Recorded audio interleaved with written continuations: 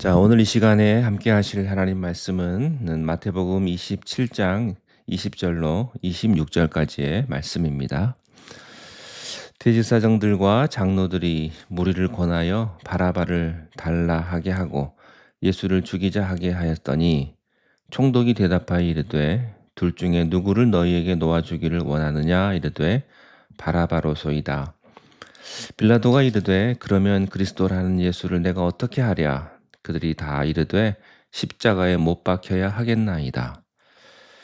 빌라도가 이르되 어찌미냐? 무슨 악한 일을 하였느냐? 그들이 더욱 소리질러 이르되 십자가에 못 박혀야 하겠나이다 하는지라.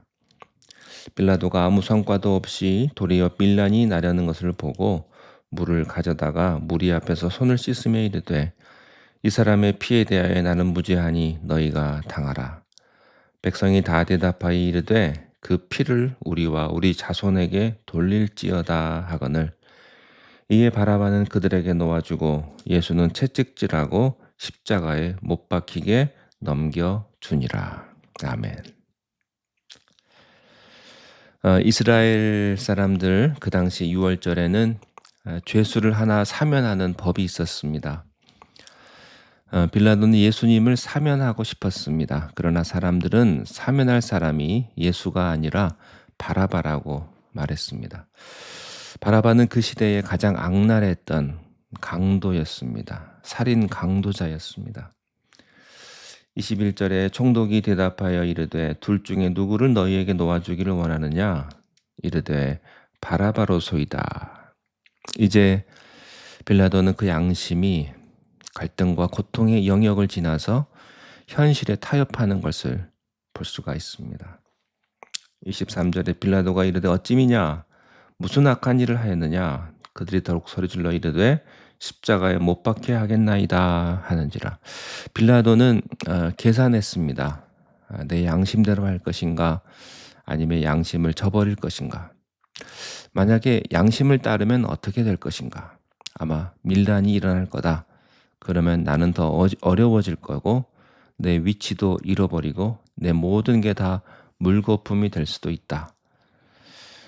여기 고민을 하고 있습니다. 여러분, 양심 자체는 능력이 없습니다.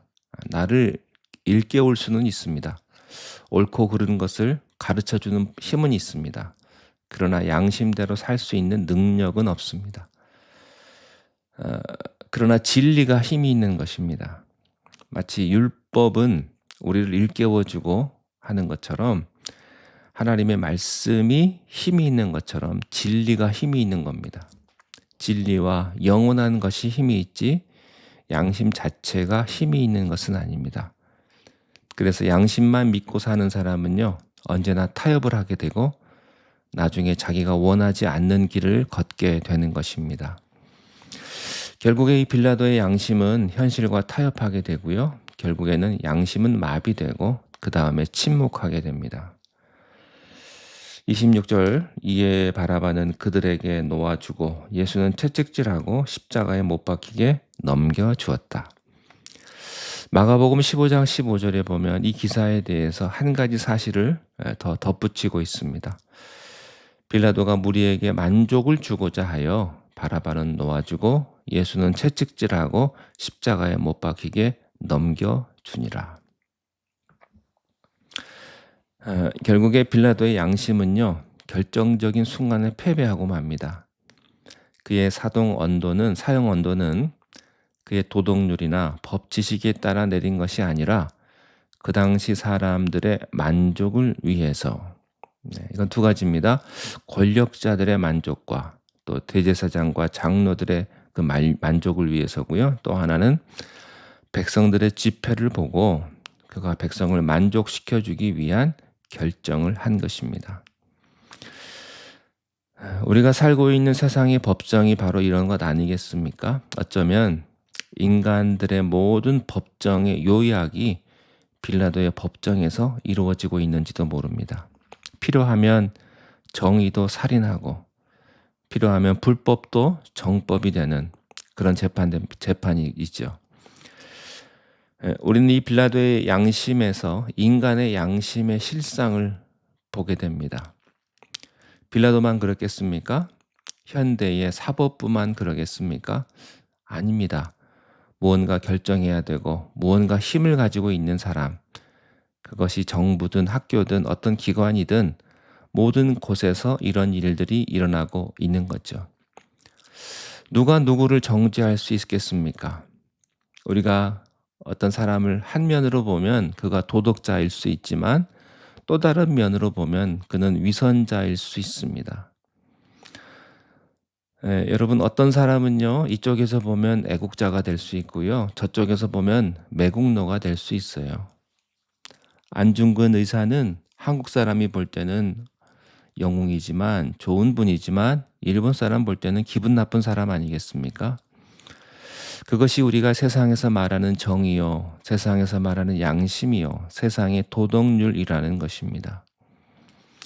인간의 양심이란 무엇입니까? 인간이 할 수 있는 역할이란 무엇입니까? 오늘 우리는 여기서 인간의 양심의 한계성, 도덕의 한계성을 발견하는 겁니다. 그러나 어리석게도 많은 사람들이 하나님을 거부하고 하나님을 믿지 않는 사람들이 이렇게 말해요. 나는 내 양심을 믿고 산다. 양심대로 산다. 내 진실, 내 정의를 믿고 산다. 그러나 그 양심과 그 사람들이 말하는 정의나 진실이나 선이라는 것이 여러분 인간을 구원할 수 있겠습니까? 어떤 어려움이 없을 때는 그 양심은 양심대로 말을 합니다. 그러나 실제로 자기에게 위협이 되고 자기 생명에 위협이 되고 자기 재산에 위협이 된다면 자기에게 이해관계가 얽히게 되면요, 그 양심은 무력하고 그렇게 변해져 버리고 마는 것이죠. 우리가 겸손하게 예수 그리스도를 영접해야 하며 진리이신 예수님을 믿어야 할 이유가 여기에 있습니다. 우리가요, 현실 세상에서 살 때요, 그렇게 깨끗하게 못 살아요. 어떤 분들은 그래도 깨끗하게 사는 사람들도 있지만, 어떤 사람들은 자기 양심의 명령대로 죽음을 불사하고 사는 사람도 있지만, 그것은 양심 자체의 힘 때문이 아니고 진리의 힘 때문입니다. 양심이란 진리 때문에 켜진 불입니다. 진리 때문에 얻어진 능력인 것입니다. 사랑하는 성도 여러분, 오늘 진리이신 예수 그리스도를 여러분이 영접하지 않으시겠습니까? 오늘 빌라도의 재판에서 아주 재미있는 사실을 발견합니다. 그것은 죄수된 예수님은 거꾸로 재판관이 되고 재판관 빌라도는 반대로 죄수가 되었다는 사실입니다. 참 재밌습니다. 큰 소리 치는 사람이 있습니다. 호령을 하고 또 사형을 선고하는 사람이 있습니다. 모든 사람이 그 사람 앞에서 벌벌 떠는 사람이 있습니다. 바로 빌라도죠. 반대로 재판받는 사람이 있어요. 대답도 몇 가지밖에 안 합니다. 그리고 침묵하며 조용히 서 있는 사람이 있습니다. 예수님이시죠. 놀라운 일은 재판을 받고 있는 예수님은요, 재판관과 같은 마음의 태도를 가지신 그런 모습입니다. 자유가 있습니다. 초연함이 있습니다. 진리에 대한 확신이 있습니다. 그에게 두려움이 없습니다. 반대로 큰 소리치고 사형 선고를 내리는 빌라도는 어떻습니까? 양심의 갈등을 느껴요. 괴로워합니다. 거짓 재판을 해야 합니다. 사형 언도를 내려야 합니다. 반대로 그는 쫓기는 자가 되고 그가 죄인의 자리에 서 있다는 것을 발견하게 됩니다. 이것이 진리입니다. 저는 여러분들이 세상에서 쫓기는 자가 아니길 바랍니다. 여러분이 세상에서 큰 소리 치는 사람이 아니요. 아무튼 큰 소리 치는 사람은요, 문제 있습니다. 여러분 세상에서 돈 많은 사람이 아니요. 권력 있는 사람은 아니지만 예수 그리스도와 함께 자유를 누리는 사람인 줄로 믿습니다. 세상은 나를 판단하려 할 것입니다. 그러나 거꾸로 세상이 우리의 판단을 받게 될 것입니다. 이것이 예수와 빌라도와의 관계입니다. 세상에서 어떤 어려움과 또 말도 안 되는 일을 당하더라도 놀라지 마십시오. 두려워하지 마십시오. 진리 되신 예수님께서 여러분과 함께 하십니다.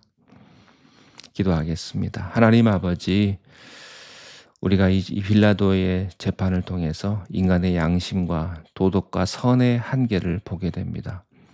주님, 우리를 불쌍히 여겨주시고 그리스도와 함께 세례를 받고 새 사람이 되어서 그리스도로 옷 입는 자들이 되게 해 주시옵소서. 우리가 세상 살아갈 때 우리의 양심은 괴로워하고 고민하고 현실에 타협하려고 합니다. 그러나 진리이신 예수님이 우리를 붙들어 주시고 우리를 지켜주시고 진리대로 살게 해 주시옵소서. 예수님 이름으로 기도하옵나이다. 아멘.